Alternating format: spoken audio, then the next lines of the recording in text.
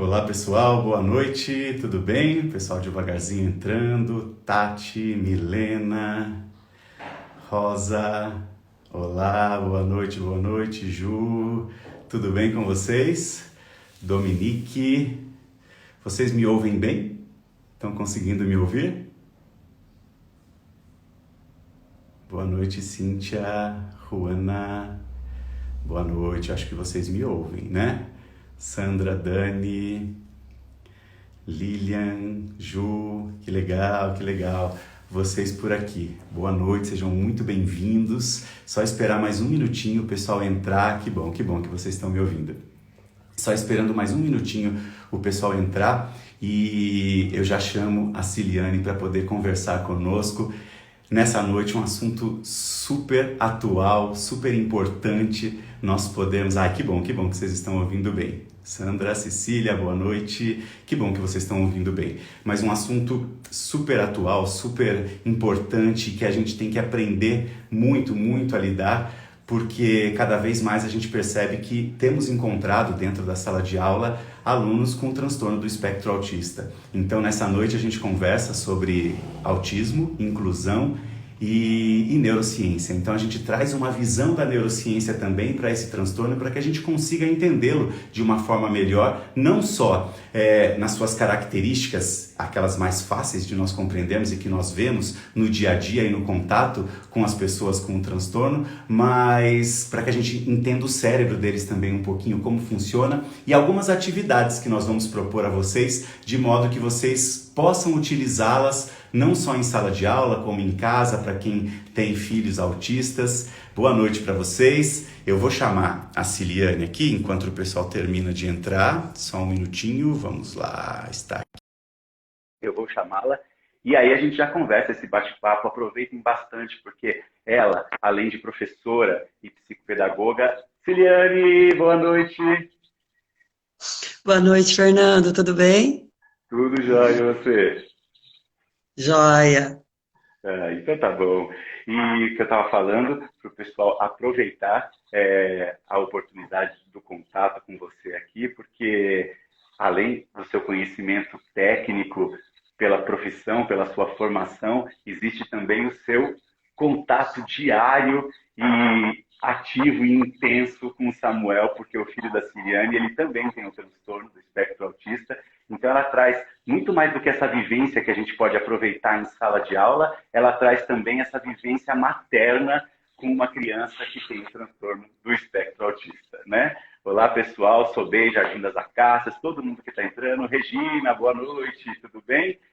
Josilma, Angélica, todo mundo, muito obrigado mesmo pela presença de vocês, que a nossa noite seja fantástica e que a gente aprenda muito sobre esse assunto que é tão importante e que a gente precisa realmente cada vez mais discutir para poder incluir cada vez mais também essas crianças, não só no nosso dia a dia, como também dentro da escola, né? No convívio escolar com todo mundo ali. Então vamos lá, Ciliane. A Ciliane, ela vai expressar todo esse conhecimento dela para a gente, o pessoal do SOBEI, Centro Educacional, das Acácias, muito bem-vindos todos vocês, mas ela vai contar para a gente um pouquinho dessa experiência e aí a gente vai fazendo um bate-papo que a gente conversa e intercala com a neurociência também para a gente entender melhor isso. Fique à vontade, Ciliane. Boa noite a todos, espero que todos estejam bem, e meio esse isolamento, né, que tanto tem judiado de todo mundo, né? A gente sabe que o autismo, né, Fernando, é um contexto, assim, ele tem um contexto muito antigo, ele vem de um termo muito antigo, desde 1908, né, onde pela primeira vez um psiquiatra suíço pôde catalogar esse termo. Mas para a gente entender o autismo em si, e tudo que ele carrega, né, toda a complexidade do quadro, assim como as suas dificuldades dentro do processo de investigação, entre outras coisas, a gente tem que entender que a inclusão é um processo que também vem sofrendo várias mudanças, né?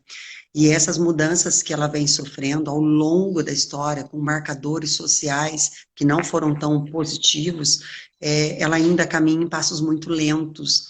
E esses passos lentos também tem permitido uma lentidão até no processo de incluir o transtorno nas crianças com transtorno de espectro autista, mas outros também, né? Outros tipos de transtornos. Sim. Mas hoje, nessa noite, nós temos um enfoque no autismo, e nós temos que entender algumas coisas, né? Só para a gente entender o movimento que está no fechamento dos diagnósticos, nós podemos perceber porque nós temos levantamentos que são norte-americanos, né, que é uma luta nossa conseguir o censo para nós, né, contabilizarmos os nossos filhos dentro do censo, né, geográfico, e neste ano eles fizeram um cálculo aonde, no ano passado, a cada 59 nascidos, um nasce dentro do transtorno do espectro autista. Neste ano, 10% a mais já subiu.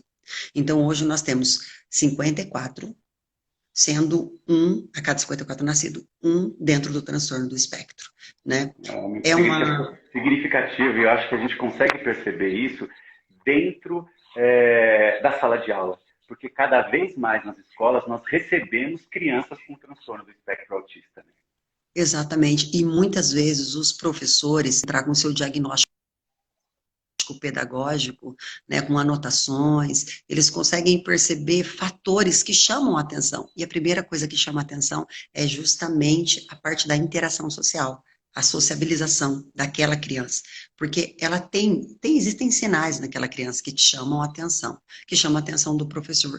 Foi assim comigo, tem sido assim comigo e muitos outros colegas que eu conheço. Por enquanto, a inclusão ainda é um movimento para os empáticos. Ainda não se entendeu isso, infelizmente, mas na verdade a inclusão ela é um movimento legal, mas em passos lentos no Brasil, né?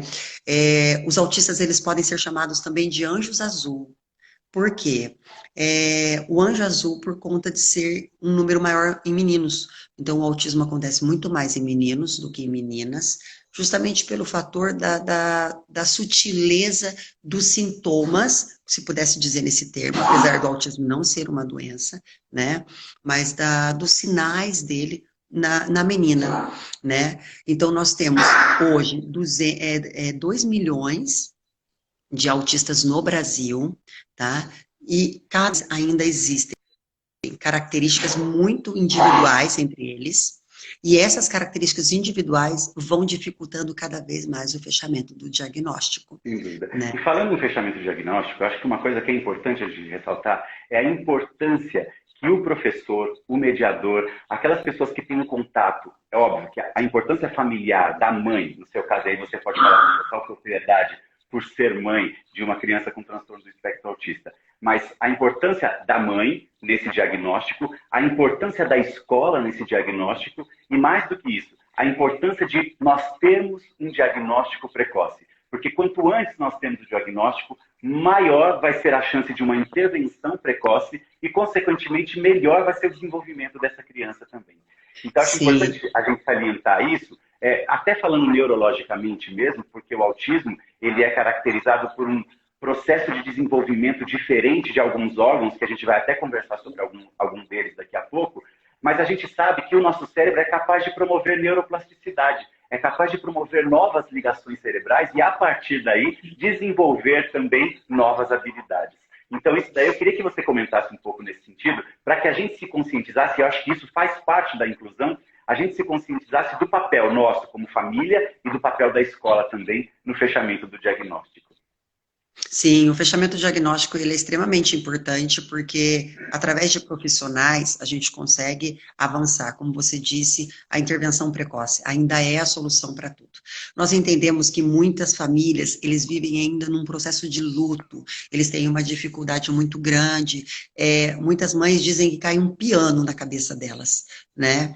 E não vamos julgar, porque cada um reage de uma maneira nesse processo de diagnóstico, né? Porque é doloroso. A mãe sabe que existe algo diferente ali, mas ela não consegue ainda identificar, né? E aquilo vira um peso, de certa forma, emocional. E a escola, ela sendo a segunda família, né?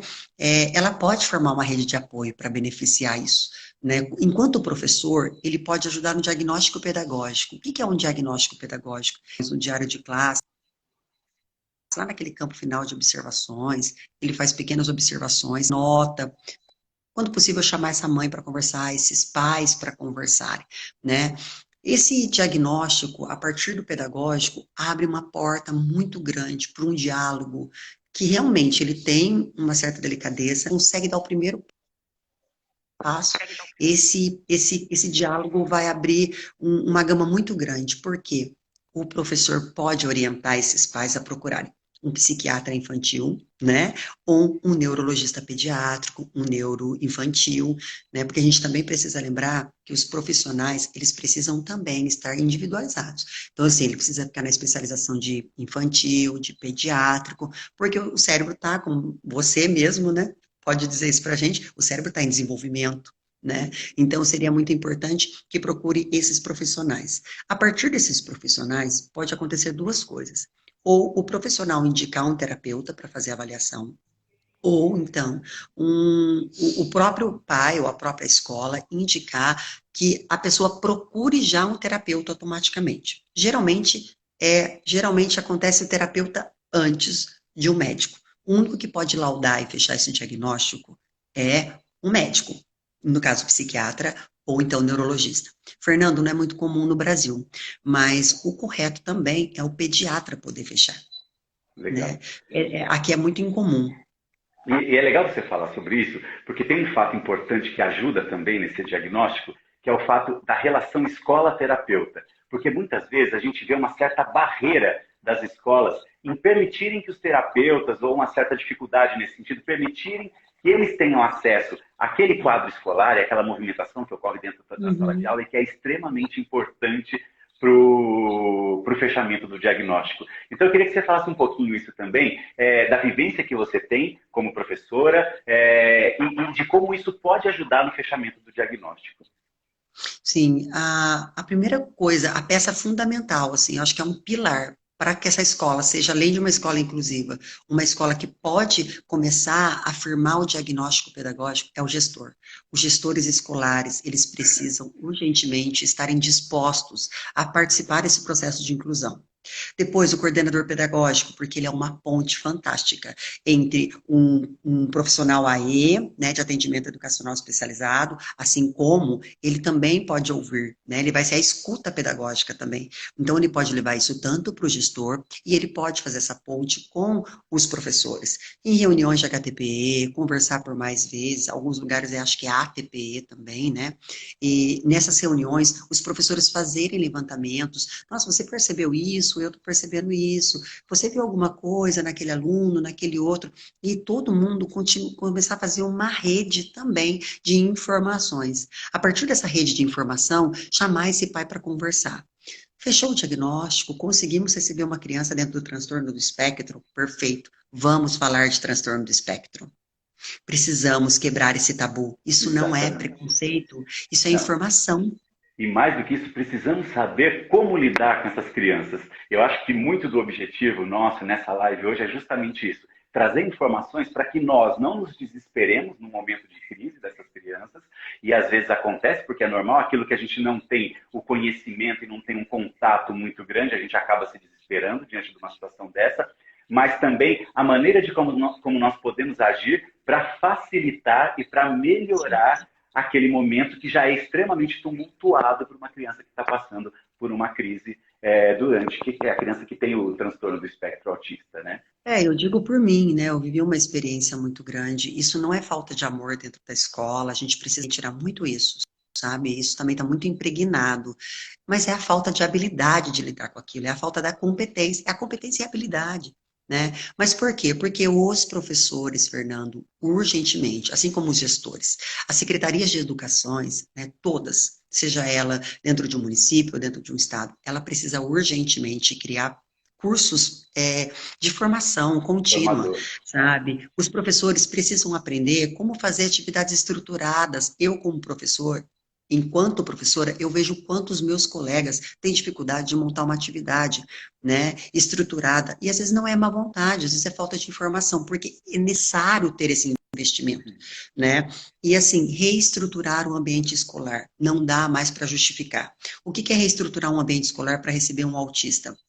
Conversar na escola, dialogar com os pais dos alunos. Se você vai receber um aluno dentro do transtorno, dentro de uma reunião de pais, a primeira reunião de pais, converse com a família, pergunte até que ponto ela fica confortável durante aquele momento, leve ao conhecimento de todos os pais, né? Converse com os colegas, como esse amigo pode funcionar, como esse colega pode colaborar para esse amigo, porque essas crianças, eles serão cidadãos muito mais conscientes do processo de inclusão. E reestruturar a escola, Fernando, não é só por uma rampa de acesso, mas é modificar o sino da escola. É saber que quando uma criança está em crise, né, dentro do transtorno, isso que eu ia falar aqui, eu vivi isso. Meu filho teve uma crise sensorial dentro da sala de aula, porque ele ainda está no processo de transição. E ele tem 6 aninhos, né? E ele teve uma crise, e a escola ficou perdida em como conduzir, e eles tiraram ele da sala de aula. Só que quando eles tiraram ele da sala de aula, eles levaram ele para um espaço mais aberto. Então, aquela noção espacial para ele foi muito pior. Ao invés deles conseguirem dar o contorno necessário, por falta de informação, de formação, eles levaram ele para um outro ambiente que deu muito mais crise, né? Depois a gente conseguiu contornar, nós conversamos na escola, a escola ficou assim totalmente aberta para ver o que poderia fazer para nos ajudar mais ainda com relação àquilo, porque eu vi o tamanho da frustração das gestoras de não conseguir contornar aquilo. Mas, a partir do momento que a gente começa a ter muito mais formação, nós vamos conseguir ter professores, gestores capacitados. Sim, e eu acho isso fantástico que você está falando, porque o CIEP proporciona isso para a gente. E a gente tem visto nesse momento de confinamento, né, o quanto nós estamos sendo beneficiados com essas lives que o CIEP tem, e em momentos que, Michele, a gente já vai falar sobre isso. A Michele, é uma pergunta que não quer calar. Como podemos ajudar esses alunos em aulas online? Sim, e nós temos dicas para isso. Daqui a pouco a gente fala sobre isso, pode ficar tranquila. Mas só para a gente não perder, o CIESP tem nos ajudado de uma maneira incrível, trazendo temas fantásticos. Eu tenho acompanhado as lives que eu faço, obviamente, que eu estou aqui, mas mais do que isso, eu tenho acompanhado outras lives. E quando nós não estamos nesse período de confinamento, o CIESP oferece cursos presenciais, que são incríveis também. Eu tenho o prazer de poder ministrar alguns desses cursos no CIESP. Então, inscrevam-se no CIESP, curtam o Instagram, verifiquem esses assuntos que estão sendo abordados, porque é isso que a Siliane falou. A gente precisa desse aperfeiçoamento constante. E só trazendo um pouquinho para a neurociência, para não deixar só você falar, agora eu quero um pouquinho para o meu lado. Para o meu lado também. Mas é que você tocou num assunto que eu acho que dá para a gente trazer para a parte da neurociência. Ela falou da questão do sinal da escola, né? Muitas vezes aquele barulho estridente, aquela coisa louca que às vezes nós, neurotípicos, né, ficamos extremamente irritados com o barulho. O maior déficit que existe nos lobos do autista, entre vários locais que existem problemas no cérebro do autista, o lobo temporal, que é esse que fica aqui acima da nossa orelha, ele é o que mais é afetado. E o nosso som, ele é processado no lobo temporal. Então percebam, se nós temos uma dificuldade de processamento do som, que no caso do autista processa-se de uma forma extremamente volumosa, aquilo que para nós incomoda, para o autista incomoda muito, 12, 10, 15 vezes mais do que incomoda para a gente. Então a gente tem que ficar muito atento nisso. E uma dica que eu dou para vocês, pais e professores, mas aí para que a gente trabalhe de uma forma consciente e muito direcionada, é o uso da musicoterapia. A musicoterapia, ela é fantástica para o tratamento da criança com transtorno do espectro autista. Mas ela tem que ser extremamente direcionada. Por quê? Eu não posso colocar qualquer tipo de música para poder auxiliar aquele paciente especificamente. Eu preciso fazer uma anamnese, uma análise específica desse aluno, desse paciente, desta criança, para que a partir daí eu veja quais sons são ideais para eu poder trabalhar com ele. Porque senão, ao invés de eu ajudar, eu posso acabar atrapalhando. Eu posso acabar, dependendo do som que eu use, ou da maneira como eu uso esse som, eu posso acabar fazendo com que ele entre numa crise, ao invés de poder ajudá-lo, como a Siliane estava falando. E agora eu vou continuar mais um pouquinho. O que desencadeia o transtorno? Fatores hereditários, metabólicos ou o problema ocorre ao acaso? Vamos falar sobre isso. Existem vários fatores. A etiologia em si é muito ampla, é muito vasta e a gente ainda tem muito para estudar e para aprender para falar de etiologia. Mas a Ciliane falou uma coisa que é extremamente interessante, que é a questão da localização espacial, né? Então a gente percebe que o autista ele tem essa dificuldade, porque dois elementos cerebrais específicos, que são o hipocampo e o corpo mamilar, eles são responsáveis pela questão dessa aprendizagem espacial, dessa localização espacial. Então, é muito importante que nós trabalhemos elementos, e aí nós temos, por exemplo, aqueles bores. Ah, Ciliane, agora eu estou com um bore que tá... aqueles bores que são tipo macacões em que a criança fica dentro e a partir do momento que ela entra em crise e ela tem toda aquela movimentação, aquelas estereotipias, todo aquele movimento, ela consegue ter uma noção melhor do corpo dela. E a partir daí a gente consegue facilitar e fazer com que ela consiga sair dessa crise de uma forma melhor. O Danilo está falando que o filho dele adora música. A música, gente, é fantástica. Mas no caso do autismo, especificamente, a gente tem que tratá-la de uma maneira muito especial e com muita atenção e muito criteriosa, para que ela realmente seja benéfica para o nosso filho, para o nosso aluno, para a criança com transtorno do espectro. Agora eu vou deixar você falar mais um pouquinho. Eu percebi que alguém... Eu percebi que alguém colocou aí sobre os fatores, e existe uma pesquisa ainda que ela está ainda em avanço, né? Porque a gente não pode falar muito termos técnicos, porque não somos médicos habilitados para isso, mas há ainda uma suspeita de que haja uma relação com a mitocôndria, que é uma organela importantíssima dentro das nossas células, e ela faz toda a função do nosso corpo de energia e tudo mais, e ela estaria relacionada também. Então, é uma herança genética, tá? Existe a hereditariedade, sim, tá bom? Existe uma pesquisa, posso até buscar informar mais para poder passar para vocês podem me procurar, melhor para falar melhor sobre isso, mas existe uma pesquisa onde a probabilidade é muito grande de mulheres que já têm um filho autista ter mais irmãos que possam estar dentro do transtorno ou dentro do TDAH, né? Então, a gente eu tem tenho, inclusive, alguns artigos que eu posso compartilhar com eles depois que fala justamente isso. E aí a gente pode até conversar sobre isso. Eu vi também uma pessoa que colocou ali, dizendo também que o filho faz a mesma coisa, já chegou a correr muito dentro da sala de aula, de um ponto a outro. Isso é justamente a falta da noção espacial. Os autistas, eles têm o hábito de não conseguir ter muita noção, no meu caso, eu falo isso pela minha experiência, porque nós temos também que lembrar que autista é muito individual, eles são muito característicos, né? Eu não posso dizer que o meu é igual ao dele, que é igual ao do outro. O Danilo colocou ali que ele também, acho que foi o Danilo mesmo, que ele colocou que o filho dele também teve um episódio, sim, onde ele corria muito dentro da escola, dentro da sala. Então, o que é bom você fazer? Quando ele estiver muito fora de si, eu sei quando o Samuel está correndo demais, que não está legal, é porque o jeito que ele corre é descoordenado. Então, ele corre tendo que trombar em todo mundo, as mãos ficam geladas, é como se ele entrasse num ciclo de ansiedade. Então, a gente traz ele para perto da gente, uma dica fantástica, que eu falo que as terapeutas do Samuel são minhas também. Então, eu coloco as minhas terapeutas.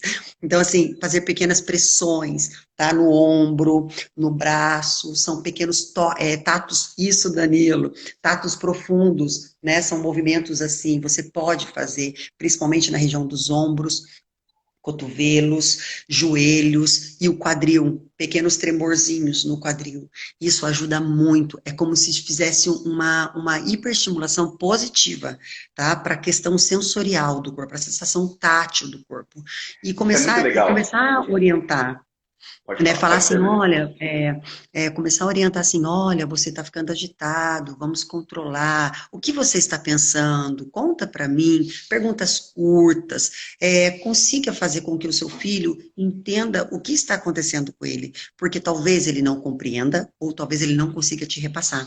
E isso serve para mediadores, serve para gestores, serve para coordenadores e serve para os professores regentes. Inclusive, isso foi uma pergunta que fizeram, que seria ideal que realmente toda a escola tivesse um mediador com o autista. Isso seria o ideal, seria perfeito se nós conseguíssemos isso, né? Que toda escola tivesse, junto com uma criança com transtorno, um mediador ali para poder auxiliá-lo, mas nem sempre isso é uma realidade, que foi uma pergunta que fizeram. Mas só voltando aqui um pouquinho nisso que você disse, está muito relacionada essa questão do toque também, da questão proprioceptiva, que você está falando de apertar ombros, cotovelos, joelhos, muito relacionado também com as ondas cerebrais que nós emitimos.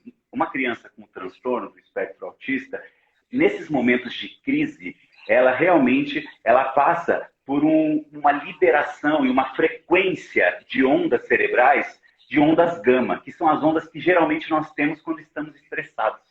Então, quando nós estamos num momento de estresse muito grande, a maior frequência de ondas no nosso cérebro são dessas ondas gama. E a partir do momento que a gente faz essa massagem, que a gente consegue estabelecer esse contato mão com o corpo, né? A gente consegue uma modulação dessas ondas e transformá-las em ondas alfa. Ondas alfa são ondas mais tranquilas quando a gente está num estado de relaxamento, quando a gente está, por exemplo, recebendo uma massagem, um reiki, alguma coisa nesse sentido. Então, hoje a neurociência também estuda muito no sentido de promover esses tipos de frequências de ondas cerebrais para que a gente consiga trabalhar. Então, manter na frequência alfa, manter na frequência teta, que é uma frequência que combate especificamente essas ondas gama, que são de estresse. Então, a neurociência tem trabalhado muito fortemente nesse sentido e que ajuda muito na questão da crise da criança com transtornos do espectro autista. E olha para você ver que interessante, né? Eu comprovo isso. Por que que eu comprovo isso? Porque quando o Samuel entra nessas crises, a primeira coisa que nós fazemos é tirar o estímulo visual, porque o estímulo visual ainda é uma parte, assim, muito intensa para o autista, né? Tanto que as fotosfobias, tem muitos autistas que têm, às vezes os pais nem percebem, né?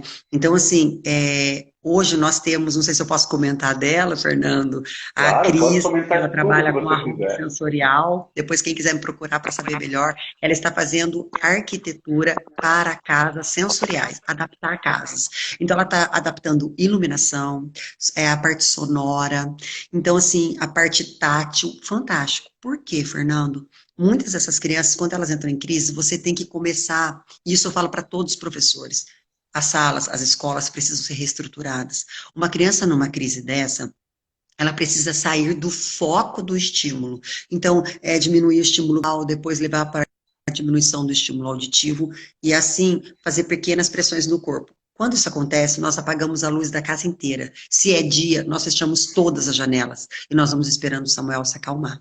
Quando o meu filho vai se acalmando, ele chega a adormecer. Então, comprova as ondas que você está falando. Sim, Ele entra no estágio, com né? certeza. Eu vi um comentário aqui, Fernando, que me chamou bastante atenção sobre... ela colocou assim, acho que é Rose, o meu já passou. Acho que é a Rose, que está falando que é Rose, diretora e tenho mantenedora de uma mandado minhas escola, né? professoras nos cursos, mas estão Isso. sempre cancelando por falta de interessados. Olha, infelizmente, nós não podemos viver sem esconder isso. Nós também vivemos uma época onde os professores também não têm interesse, viu?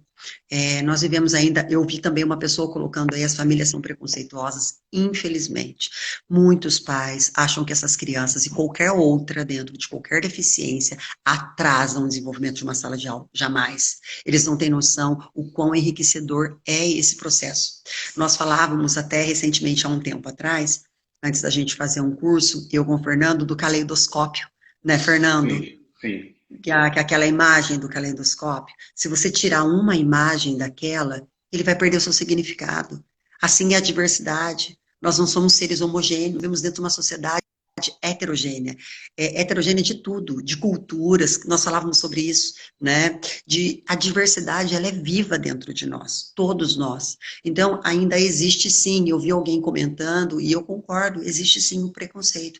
Aí nós entramos nos equívocos com relação aos autistas, como muitas vezes, nossa, mas ele nem parece autista. Se você não dissesse, ele não pareceria, porque ainda existe, pela falta de informação, a ideia de que o autista é só aquele que fica assim, né, balançando.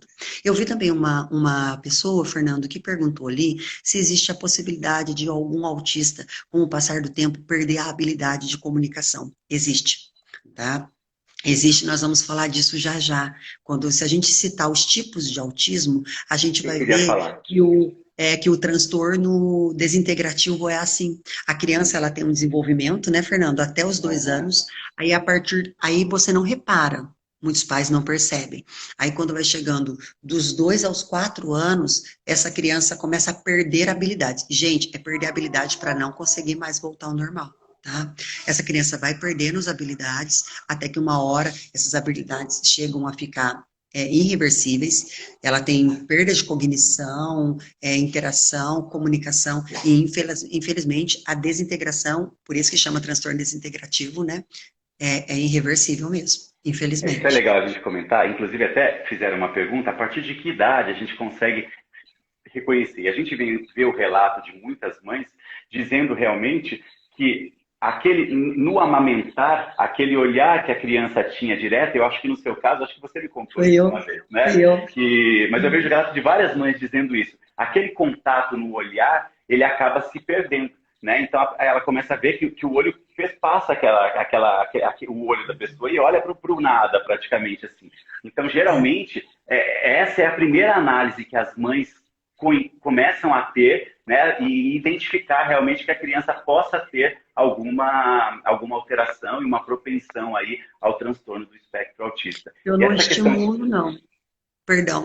Imagina, deixa eu só falar, essa questão visual, ela está relacionada muito com o nosso córtex occipital, que é aqui atrás. O córtex occipital, o lobo occipital, de uma maneira geral, né, ele está praticamente todo voltado para a questão visual. Então, como existe uma relação muito difusa, uma confusão numa parte do cérebro que a gente chama de corpo caloso, que é o que liga o nosso hemisfério direito com o nosso hemisfério esquerdo, e a partir daí esparrama pelos córtex todas essas questões perceptivas que a gente tem. Então isso é muito interessante porque no autista isso vem de uma forma descontrolada, de uma forma exagerada. E aí é que acabam desencadeando as crises. E eu acho que é legal você falar, antes da gente entrar nos níveis e nos tipos de autismo, nas classificações em si, seria legal a gente falar um pouquinho desses autistas que eles têm um déficit sensorial maior e que muitas vezes a gente não dá tanta importância, porque muitas vezes a gente fica preso somente na questão dos déficits cognitivos. E às vezes eles vão muito mais além do que o déficit cognitivo. E a gente não dá atenção que o transtorno e o incômodo que esse déficit sensorial causa acaba sendo muito maior. Eu creio que o déficit, na verdade, eu acho que o transtorno sensorial é um transtorno muito mais dolorido. Por quê, Fernando? Porque ele é um transtorno silencioso, ninguém vê e ninguém sente a não ser o indivíduo. É tão complexo falar sobre o autismo, porque existem crianças que elas estão dentro do transtorno autista, que é o autismo clássico, né? E elas têm a cognição até que então preservada. Mas elas têm, por exemplo, uma deficiência sensorial, um transtorno sensorial grave, como no meu caso. No meu caso é assim, né? O transtorno sensorial do meu filho, ele é grave, porém o cognitivo dele é leve. Então, dentro de um transtorno, assim, cada vez que você procura mais neurologistas, cada vez mais eles podem passar mais e mais informações. Nós temos 4 tipos de autismo, né? Nós temos o primeiro autismo, que é o transtorno do espectro leve, ou o autismo de alta funcionalidade, ou o autismo leve, o antigo síndrome de Asperger, né? A gente já não usa mais esse termo, tá? Até nas redes sociais, tudo que você for procurar, hoje eles evitam, porque a DSM-5 catalogou como transtorno do espectro autista, desvinculando com a síndrome de Asperger, né? Já é, na verdade, uma dificuldade mais leve. Não é que não haja interação, tá? Vai haver a interação social, mas ela vai ter aquelas dificuldades apresentadas, mas de uma forma mais branda. Então, o indivíduo pode até se comunicar, mas é tudo, você vê que é diferente, tá? E no passar do tempo você vai percebendo que é muito mais brando, tá? Aí a gente tem o transtorno invasivo do desenvolvimento. Na medida que a gente vai falando dos transtornos, nós vamos observando que a parte da comunicação, a parte da integração, ela vai começando a ficar cada vez mais dificultosa. No transtorno invasivo, a gente sabe que as crianças já não têm muita estereotipia, aqueles movimentos repetitivos, como o Samuel faz o flapping, né, que é esse movimento. Cada criança vai ter um, que são os autorreguladores. Depois É a gente importante a tem... gente falar disso também, de não cortar esses movimentos que eles fazem, porque isso, na verdade, é uma reorganização, uma readaptação do corpo para que ele volte ao estado normal dele e consiga sair dessa crise. Então é muito importante a gente enfatizar isso, porque geralmente a gente quer segurar, fazer com que as crianças parem de fazer esses movimentos repetitivos, mas pelo contrário, isso está ajudando a fazer com que eles saiam da crise realmente. Sim, você só tem que saber a hora que você vai entrar ali. Você vai deixando, se você, porque o próprio professor, mediador, vai começando a criar um vínculo com aquela criança. E a família também. A família tem que ser informada, Fernanda, a família tem que se informar. Como eu vi alguma mãe, alguém comentando sobre a resistência dos pais, a dificuldade de conversar com esses pais. Gente, é difícil. Mas vai contornando, vai indo de um jeitinho sutil que você vai conseguir chegar no centro daquela conversa. Porque eu já vivi essa experiência. Dá certo. Tenta que dá certo. Sabe? Vai com fé que dá certo. Então, assim, é importante esses pais estarem informados. Porque esses pais vão passar informação para a escola. E a escola vai conseguir. Outra coisa muito importante, Fernando, que você citou agora. Professores, gestores, coordenadores, inspetores. Se a criança entrar numa crise muito grande, se vocês estão vendo que a crise está começando a acontecer e vocês não estão conseguindo contornar, liga para a família, pede para vir buscar. Não força essa criança a ficar num ambiente estressante, porque isso depois vai desencadear, às vezes, até 15 dias de crise para essa criança.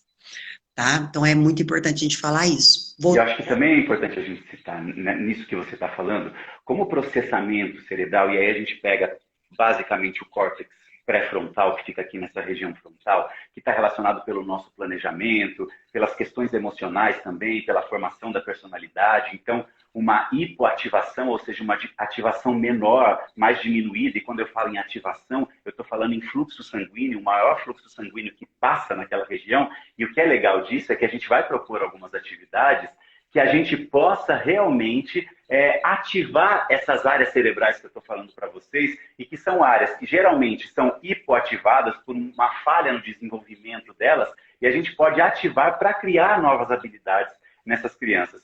Mas quando você está falando isso, é importante que a gente crie para o autista realmente, e daqui a pouco a gente vai falar, a maneira como ele consiga se comunicar, né? Então, que a gente coloque aqueles quadros de rotina para ele, que a gente coloque a pista visual nas escolas, como faz para escovar o dente. Eu acho que eu até tenho um aqui, ó. Então, para mostrar... Agora acho que está brilhando menos. Tá vendo? Então tem o passo a passo, porque se a gente for fazer tudo de uma vez, vai causar uma confusão danada na cabeça da criança com transtorno do espectro autista. E também é importante que a gente vá relatando, isso daí você pode falar para a gente, que a gente vá relatando cada momento, que as mudanças de ambiente, de situações, elas não sejam abruptas. Porque, na verdade, a criança acaba não conseguindo processar isso. Da maneira como nós, neurotípicos, conseguimos processar, né? Sim, e assim, a gente vai vendo que na medida que a gente vai falando dos tipos de transtorno, a gente vai percebendo que isso é tão complexo e tão verdadeiro, nós precisamos aprender a criar rotinas, que depois nós vamos falar sobre isso na crise, né? E a crise, e agora? O que eu vou fazer com uma crise? Eu tenho um aluno em crise, eu tenho um filho em crise. E isso eu falo muito até para os pais que estão recém-diagnosticados, porque o diagnóstico também é dos pais. Os pais também acabam recebendo aquele diagnóstico, né? E aí a gente tem mais os dois outros transtornos. A gente tem o transtorno autista, que é o clássico, que já é uma forma mais grave na comunicação, na interação. Podem acontecer de autistas não verbais, aqueles que não vão conseguir verbalizar o que precisa, não vão conseguir comunicar, não vão processar a fala nem a linguagem. E nós vamos ter também o transtorno que eu acabei de falar agora há pouco, que uma pessoa perguntou sobre a perda da habilidade, né? Perder alguma habilidade. E aí nós vamos ter o transtorno que já é o transtorno desintegrativo, né, dessas crianças que vão acabar trazendo toda uma perda, como se fosse uma degeneração mesmo, né, de várias habilidades que essa criança processou, aprendeu ao longo do tempo. E a gente tem 3 níveis, Fernando. Dentro desse transtorno, nós vamos poder fechar os níveis. A gente tem o nível 1, que é aquele nível mediano, aquele nível que está dentro do leve, né? Então a pessoa pode ter transtorno autista nível 1, o transtorno de autista nível 3, transtorno autista nível 2. No caso do transtorno 2, é mais moderado. Então a gente pensa como se fosse num joguinho, né? Na medida que vai subindo os níveis, vai subindo as dificuldades. É a mesma coisa para o autismo, né? Então a gente tem o nível 1, o nível 2 e o nível 3. Cada vez que nós falamos sobre essa autorregulação, então é importante as pessoas entenderem. Por que é importante? Porque a autorregulação, ela faz com que o indivíduo consiga voltar para si. Não deixar muito tempo, tá? Professores, colegas de trabalho, não deixar muito tempo. Mas deixar a criança um pouco conseguir chegar naquele ponto de equilíbrio dela. Quando você vai vendo que aquilo vai passando, vai trazendo aquela criança para você.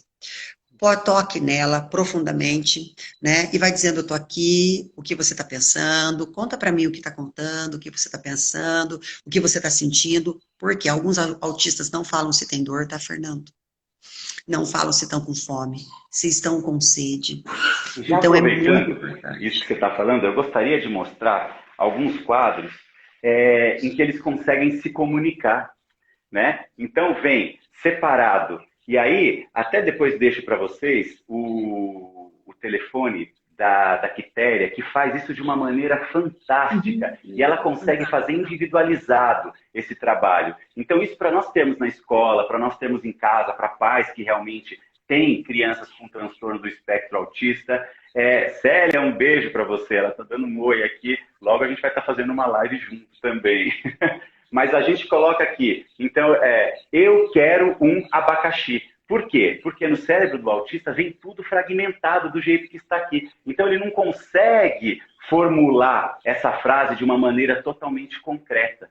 E com isso, a gente consegue fazer com que ele se expresse de uma maneira muito mais fácil e muito menos sofrida para ele com isso. E a gente tem também aquele deixa eu achar aqui, peraí, para a gente mostrar. Dos sentimentos, das sensações. Eu não estou achando. Mas é um termômetro das sensações que a gente consegue que eles expressem o que eles estão sentindo, como isso que a Ciliane estava falando agora. Continua aí que eu vou procurar, achei, peraí, estava em outro lugar. Fernando, enquanto você procura aí, sabe o que aconteceu? Ah, é o termômetro. Aí, ó. Que é incrível, porque aqui eles conseguem expressar, na verdade, deixa eu colocar mais perto para ver, que aí eu acho que, tá vendo? Ó, aborrecido, surpreso, triste, satisfeito, feliz. Então a gente consegue trabalhar isso de uma maneira muito significativa. A Abel está perguntando, faz tempo se animais de estimação são indicados para o desenvolvimento de criança com TEA? Eu acho que o gato ainda é o melhor.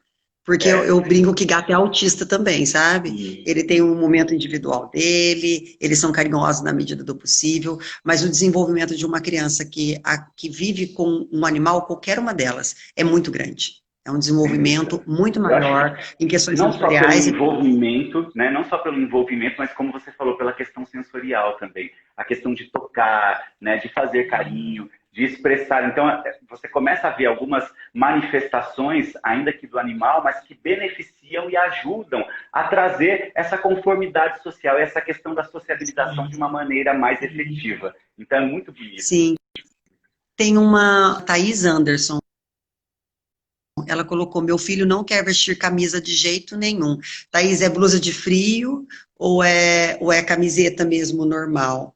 A gente costuma muito fazer isso em casa, quando a gente não consegue que o Samuel vista, ele não gosta de pôr blusa de frio, é um transtorno colocar blusa de frio nele, até uma manguinha fininha, né? Além dele ser hipertérmico, ele tem aumento de temperatura, né? Porque a situação do Samuel, ela vai um pouquinho além, né? Ele tem um outro, porque perguntaram, uma questão metabólica faz o autismo acontecer? Faz, no meu caso foi assim. Né? Meu filho tem uma doença, uma coisa rara, que levou ao autismo. O autismo é uma comorbidade nesse caso, né? E então, assim, no meu caso, ele tem hipertermia. Tem que ver, Thaís, se é uma questão sensorial. E se o seu filho tem algum personagem que ele gosta. Se ele tiver algum personagem que ele gosta, a gente vai sempre contornando aquilo ali. Então, a gente pega uma cor de uma camisa, né, que ele gosta. Essa aqui, por exemplo, o Samuel gosta muito de Sonic. Então, se ele não quiser alguma blusa, alguma coisa desse tipo, a gente pega algo azul e vai estimulando ele, por exemplo, vamos pôr essa aqui, isso vai ficar igual o Sonic. E assim, aos poucos, não vai dar na hora. Mas assim, um dia você tenta de novo, tenta mais vezes no dia, põe um pouquinho, tira um pouquinho, vai colocando aos poucos, até que daqui a pouco você põe ele na frente do espelho, diz que ele tá lindo, vai elogiando, sabe, vai contornando toda aquela situação. Olha, rapidinho, juro, vai dar certo. rapidinho ele vai estar com a blusa ou a camisa. Depois você entra comigo em contato comigo, que daí a gente conversa melhor, divide nossas figurinhas. Deixa eu só tirar uma dúvida, que acho que foi o Danilo que perguntou. Ele falou que o filho dele tem dificuldade na interpretação, na contação de histórias. E que é uma coisa totalmente aceitável, e eu vou explicar para vocês o porquê que isso acontece. A nossa área cerebral responsável pela interpretação de texto, ela fica justamente no nosso lobo temporal, que é aquele que eu falei para vocês, que é o mais afetado com a criança com o transtorno do espectro autista. Ali existe uma área mais profundamente no lobo temporal esquerdo, mais precisamente, que se chama área de Wernicke. E essa área de Wernicke que é responsável pela nossa interpretação de texto. É aí que vai fazer com que vocês entendam o que eu estou falando aqui agora, o que a Ciliane está explicando, aí que a gente vai fazendo associações entre todos esses assuntos. E se eu tenho um desenvolvimento menor dessa área, consequentemente eu vou ter um déficit realmente na interpretação, na possibilidade de interpretar qualquer tipo de linguagem, seja ela verbal ou não verbal. Eu tenho uma dificuldade ele tem uma dificuldade nesse sentido. Nós passaremos, e aí eu já deixo o convite para vocês, hoje a gente não vai conseguir mesmo porque só faltam 15 minutos. Ciliane, meu Deus do céu, passou muito rápido! Mas, de qualquer jeito, no dia 28, se eu não me engano, 28 de maio agora, eu faço um curso aqui pelo CIESP chamado Reabilitação Cognitiva. Então, nesse curso, eu vou passar para vocês atividades que nós podemos trabalhar não só com autistas, mas que vocês vão poder pegar todas essas informações que a Ciliane está passando para vocês, que eu passei para vocês, e vocês vão poder aplicar determinadas atividades nessas crianças. Prometo que hoje ainda eu dou uma que funciona incrivelmente para uma ativação cerebral como um todo. E eu vi que a Andréia está aqui também. Andréia, no dia 21, na quinta-feira da semana que vem, eu e a Andréia daremos um curso sobre musicalização infantil e neurociência. Então, inscrevam-se para esses cursos através do CIESP. Bel, depois coloca o WhatsApp do CIESP, que eu não sei direito, não sei de cor ainda o WhatsApp do CIESP. Mas inscrevam-se para que vocês participem, porque muitas das atividades que a Andréia vai passar como musicista e como educadora musical, muitas atividades que ela vai passar, mas não vai ser uma live, gente. Essa vocês precisam se inscrever, tá? Mas muitas atividades que ela vai passar, a gente vai poder utilizar com crianças com transtorno do espectro autista. Mas aquilo que eu falei, no autismo a gente tem que ter uma atenção um pouco mais especial e individualizada para eles. Desculpa, Ciliane, falei demais.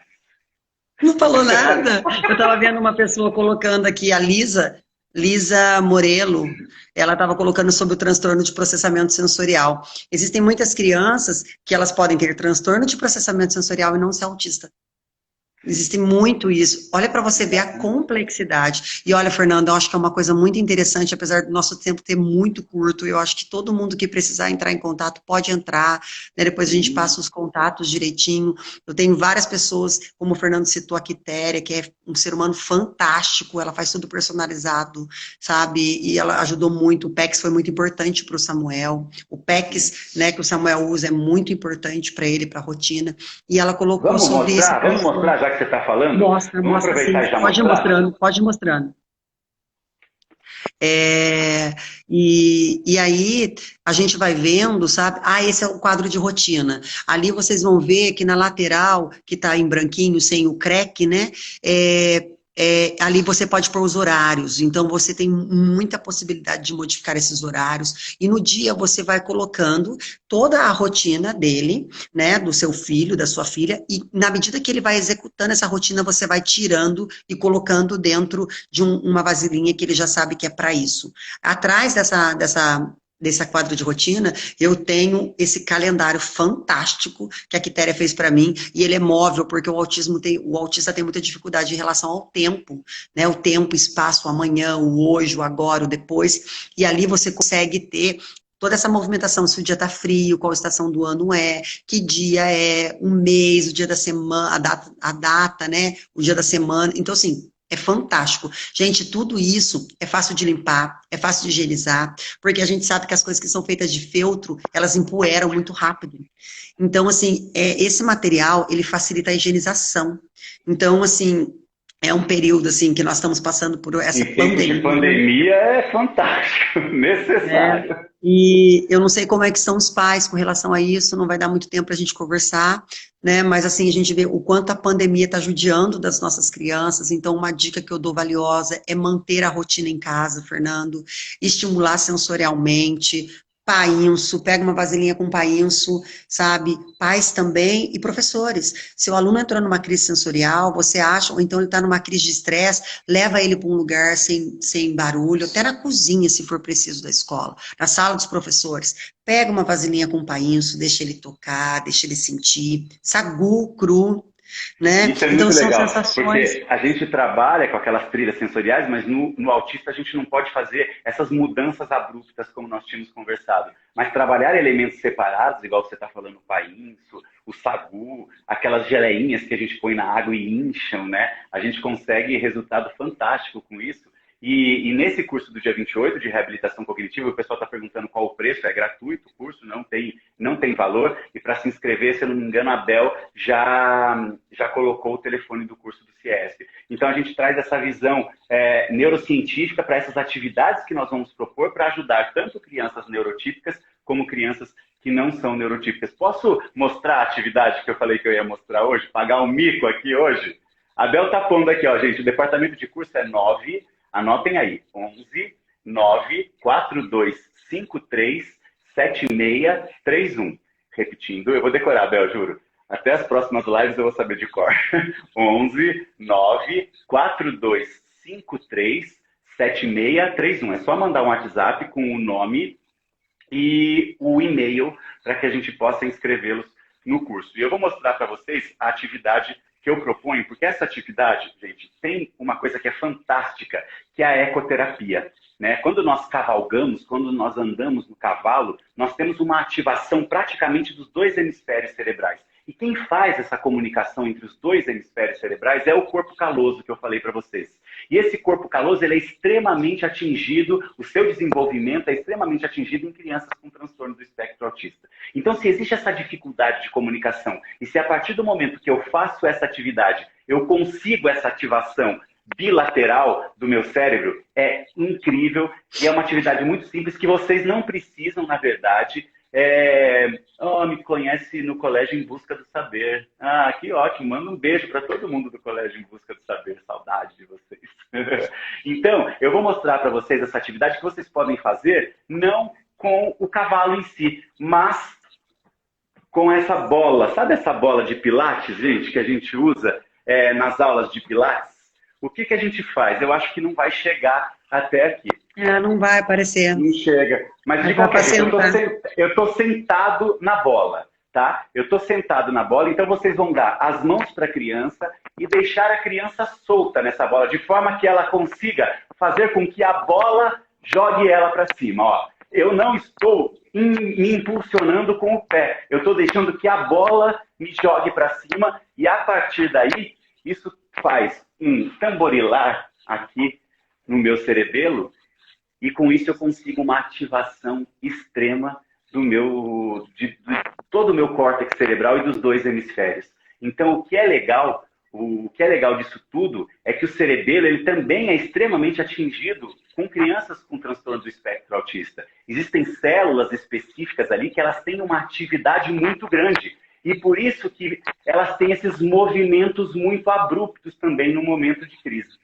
Então, a gente consegue um equilíbrio cerebelar dessas células, que são células específicas do cerebelo, mas que na criança com transtorno do espectro autista tem uma ativação maior do que o normal, e a gente consegue um equilíbrio dessas células. Vamos mostrar aquelas imagens que a gente ficou, vamos ver se vai dar certo? Testamos tanto isso para compartilhar. Oi! Fernando, enquanto você coloca aí, posso responder uma pergunta importante dessa mãe? Claro, deve. Uma mãe colocou aqui, ó, como ajudar uma criança autista a dormir? Meu filho tem essa dificuldade. Eles têm uma ausência de melatonina. E hoje nós temos produtos baseados em melatonina. Conversa com o pediatra ou com o neuropediatra, se o seu filho já é diagnosticado com autismo, e dê a melatonina, ela não tem contraindicação, ela pode ser usada até para idosos, né, Fernando? Gente, é comprovado, é fundamental. O meu filho tem dificuldade para dormir e depois do uso da melatonina, ele nunca mais teve dificuldade. Ele dormia 3 horas só por noite, Fernando. Não, e a melatonina ela é fantástica. Ela é natural, faz parte. Nós que não temos nenhuma atipia temos essa melatonina naturalmente por conta da transformação da adenosina, que é um outro elemento que se transforma em melatonina, e a partir daí tem toda uma conformação química nisso, mas é fantástico o uso da melatonina para poder ajudar as crianças realmente com o transtorno. Ciliane, você está vendo a foto que eu coloquei? Tô. Vamos lá.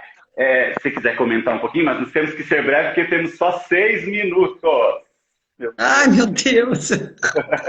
Mas vamos fazer o seguinte, vamos tentar marcar um outro curso. Na segunda nós demos um curso sobre autismo, inclusão e neurociência. Eu vou conversar com a Regina, desde já, Regina, muito obrigado por nos chamar e por nos dar essa possibilidade, mas é um assunto tão amplo e tão vasto. Vamos tentar marcar um outro curso para que a gente possa realmente entrar em contato um pouco mais. A gente logo divulga isso. Essas imagens são muito fortes, né, Fernando? Mas essas imagens, gente, ela relata pra gente quantas coisas os autistas já viveram ao longo da história. Rose, você perguntou para mim como fazer os professores aceitarem os autistas. Mostra essas fotos para eles verem o tanto que as crianças dentro do transtorno do espectro já sofreram ao longo da história, né? Então, assim, a desinformação mata.